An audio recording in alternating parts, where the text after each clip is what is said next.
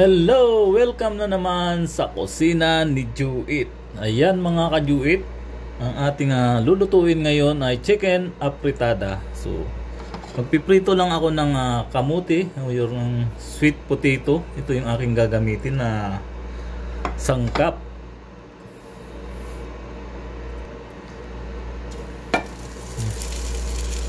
Piprituhin ko lang siya. Isang malaking kamuti yung aking hiniwa-hiwa na maninipis. Ayan, baligtarin lang. Nasunog na pala.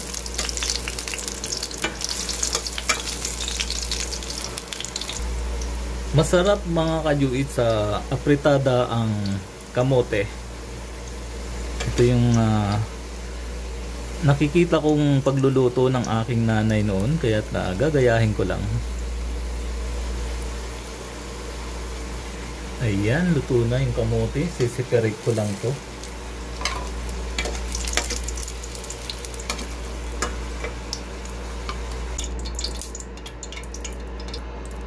Bali dito ko na rin gigisahin yung karne ng manok mga ka-Juit. Gigisa na ako ng bawang, sibuyas,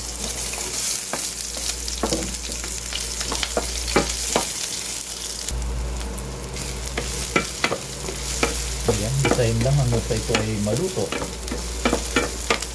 Ayan mga ka-Juit, pwede nang ilagay yung karne ng manok.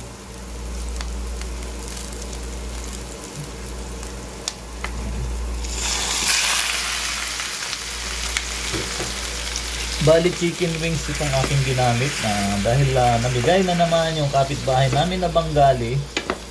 Yan, bigay lang yan mga ka-Juit. Igigisa lang to hanggang sa mag golden brown. Takpan lang para mas mabilis siyang maluto. Ayan mga ka-Juit, luto na yung karne ng manok. So, lagyan lang din natin ng durog na paminta.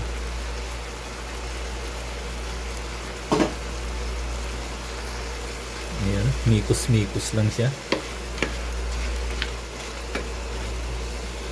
Ayan, pwede na lagyan ng toyo. Maglagay lang din ako ng kaunting tubig para maluto siya ng husto, saka tatakpan hanggang 10 minuto. Maglagay din ako ng bay leaves mga ka-Juit, or tawag dito, laurel, daon ng laurel. Ayan mga ka-Juit, after 10 minutes, ayan na, luto na yan. So maglalagay tayo ng spaghetti sauce dahil walang tomato sauce na mabili. Ito na lang yung gagamitin ko. Mas malasa to mga ka-Juit. At saka lulutuin hanggang 10 minutes ulit. Yan. Saka ko lang tatakpan para lutong-luto yung karne ng manok.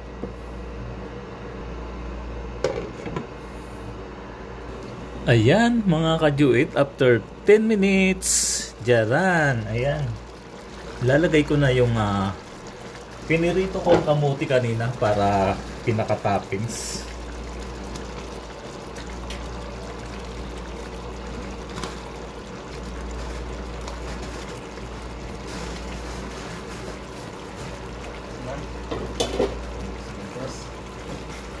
Saka bell pepper.